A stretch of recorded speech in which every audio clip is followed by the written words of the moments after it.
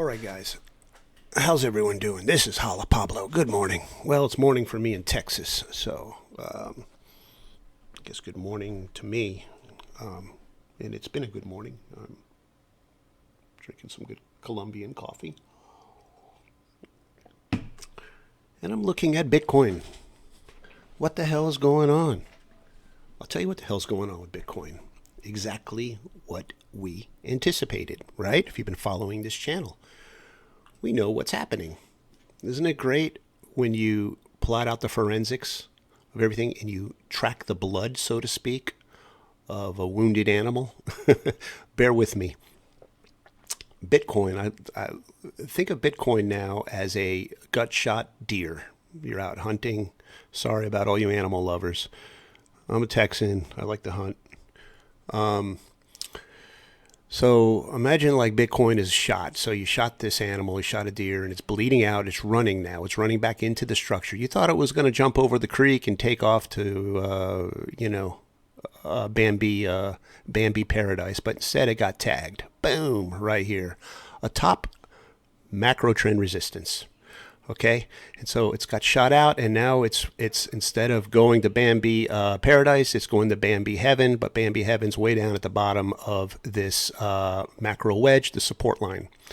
So it's slow moving, but the fate of it is inevitable. So what we do is we track it here. See, here's the bleed out. So before I get into that, before we start tracking Bambi, though, let me show you with Wolfe Wave. Wolfe waves are essentially, they measure the waves within rising and falling wedges, like I spoke about. So you have the 1, the 2, the 3, the 4, and the 5. And macro and the tops of bull cycles are basically just humongous crooked tops, making up a Wyckoff distribution schematic that you can usually draw an expanding wedge through. Expanding rising wedge, tracking it. Now, I've been tracking this stuff since way back. I did a Horns of the Devil about 3 weeks ago here on TradingView. Before it started, I've already identified the Wyckoff distribution schematic here in the 5 wave, and I hypothesized that the 5 wave would distribute and at some point would cross this 1 through 4 wave that I drew on the Wolf, and that would bring Bitcoin to around $25,000. Obviously, we haven't gotten there yet, but I believe it's well on its way, and that's where I believe the deer is going to lay down and perhaps die at that point if it doesn't go deeper, and finally die. Die meaning at last just settle down, and then we can pick it up. The market makers will be buying very, very copiously at that point, establishing deep positions for the impending bull reversals that's coming. Now, if you look at this pattern, you could see. I preach pattern recognition a lot because we see in the fractals certain patterns that are just repeating over and over again, replicating over and over again. And this is one of them. This is a very, very well-known pattern. And if you'd like to step up your game in trading, I would recommend you learn this pattern here. It's called Wyckoff schematic distribution number 1. And so here it is. I did this back on January 4th when I identified the UTAD. Basically, it's I see the buying climax at the beginning of the range, and the UTAD protrudes a little bit higher at the end of the range. And this is what I term horns of the devil. This is an omen for distribution. It's an omen that of an impending pullback, aka death of whatever it is, death to the bulls if they're expecting it to moon. But I saw that with this protracted sell-off here, this bleed out with growing supply at the end of the trading range. That usually means that market makers are selling into the FOMO pump here. We had a perfect setup with Bitcoin with the whole ETF thing. It was a perfect catalyst for a pullback, for a FOMO pump hype, which so many traders bought into, even though everyone in my group knew that it was going to retrace. I warned everyone to not buy in, to not purchase Bitcoin on the news of the ETF spot approval. spot ETF approval by the SEC. So hopefully no one did. But anyway, that pattern we just looked at, we see it here, right? Here's the buying climax, and here's the UTAD at 5. We see it here on the macro. Now this is on the 2-day. This is the 48-hour, and this is the 45-minute.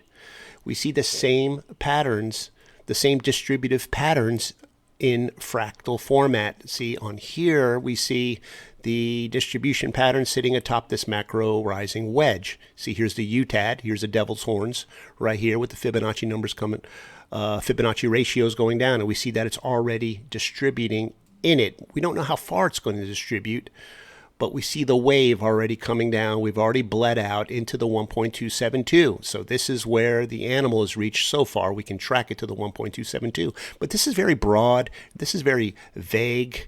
We don't know how far. I'd like to see more in detail of what's going on. Now here we see this this distribution. It started, like the buying climax started back in December, the beginning of December, and then it culminated with the UTAD on the 11th of January. And then here we see the, now this was on the macro. Now here we see the same, you see it's almost cookie cutter, these two patterns. These are different though. These had different time formats. This one, the buying climax started on the 8th of January, and it marked down on the 12th. So 3 days, whereas this one is December 3rd. This was last year, and it started marking down on January 11th. Today's the 23rd, so what is that? Almost 2 weeks. So definitely, but you see that the fractal formats are replicating themselves. So, and here's the bleed out on the micro. So here we can trace the blood, and I like to trace the blood using Wolfe wave theory instead of Elliott wave theory. I think Wolfe wave is pretty cool. We could start here with the macro. Remember, on the macro format, we had the wave showing on this macro top. This bull cycle that lasted from 2020, December 2020, to this last LPSY was June of 2022. And we had the macro wedge. We drew the Wolfe wave from the 1 to the 2, which brought us down to here. When this 5 wave, this last LPSY, hit this Wolfe wave, it started a whole new consolidation range. And with its own, buying climax, automatic rally, secondary test, sign of weakness in B, and then we started another macro rising wedge. But this one was a counter trend. This is the one that we started back. This had the absolute low back in November. Remember, 15,000 or whatever it was when Bitcoin went that low. And then from there, we began trending up. We had the 1 wave, the 2 wave, the 3 wave, and the 4 wave, and the 5 wave. We did the same thing. We drew a Wolfe wave through the 1 and the 4. And here it is. It's parallel. It served as actually trading range resistance. That's horizontal line here. And so when the 5 wave distributes, which it's doing now, theoretically it will at some point hit this wave that we drew from the 1 and the 4, and that also puts Bitcoin at around 25,000. So we can expect the deer to lie down around this area here, and we can start to collect the meat, aka buy cheap Bitcoin, and so Wolfe wave theory. Now here on the micro, we do the same thing. We have the Wolfe wave pattern, support and resistance, with the 1, the 2, the 3, the 4, and the 5. Now if we draw the Wolfe wave from the 1 and the 4, look, lo and behold, we have Wolfe wave number 1. Now remember, we're tracking the blood now. We started a whole new trading range here. It's kind of like how it started here on the macro, just we're in the micro now. The whole thing is playing out almost in cookie cutter form and fashion here. So we have this period of consolidation, and then lo and behold, we have another counter trend forming after the, you see how this selling climax mitigates these sign of weakness in B, which serves as like the 1, that wave that starts the 1. And then we have this other micro counter trend. We have this counter trend, which is a narrowing, broadening wedge. And if we draw the line from the 1 and the 4 in this wedge, it brings us to right here where we started another consolidation range. So we're steadily we're tracing the blood and we're moving down the Fibonacci retracement ladder, and we keep hitting on each time the Wolfe wave intersects the 5 wave, the 5 wave which distributed. We start a whole new consolidation pattern. Begins to consolidate again laterally, and here again we could draw. This one formed an immediate wedge, and we did the 1, the 2, the 3, the 4, and the 5. We drew the Wolfe wave through the 1 and the 4. Here it is again, and look where we ended up. We ended up at the 2.272 Fibonacci retracement. This should actually be Wolfe wave number 3. This was 2. This was 1. And this was the one on the macro. And so the way this is playing out, the way that we're tracing the blood on the micro, we can reasonably expect the same to play out on the macro. That's why it's kind of like time traveling when you do fractal range analysis. You're kind of seeing how everything is going to transpire, and like barring a significant black swan event or some kind of substantive catalyst, we can expect this to play out. As long as this keeps retracing through the Fibonacci retracements, pulling back, we can expect on the macro as well to pull back. Notice how this wave here, sorry, it's not Weiss wave. Weiss wave is with volume. This is Wolfe wave. The Wolfe wave number 2 on the what would this be? The 1.272, and then here's Wolfe wave 2 on the 1.272 on the macro. The same thing. And now here we just hit the next wave where we've retraced to. Now we're at the 272. The Fibonacci 272. So if we mark down to the 2.618, we could reasonably expect this to mark down to the 1.618 on the macro, which incidentally would put us at the 0.5 fib through this midpoint through this. At this point we could look at this as a regression trend, or whatever. And so like that would point us at midpoint, and that would echo this wave here, this 3 wave, so we can come down and then have another attempt at the macro trend resistance, which is probably what's going to happen. Otherwise it would be too easy, right? Everyone would know what's at play. But instead they're going to probably do another attempt like here and then bring it down, and then we're going to crash through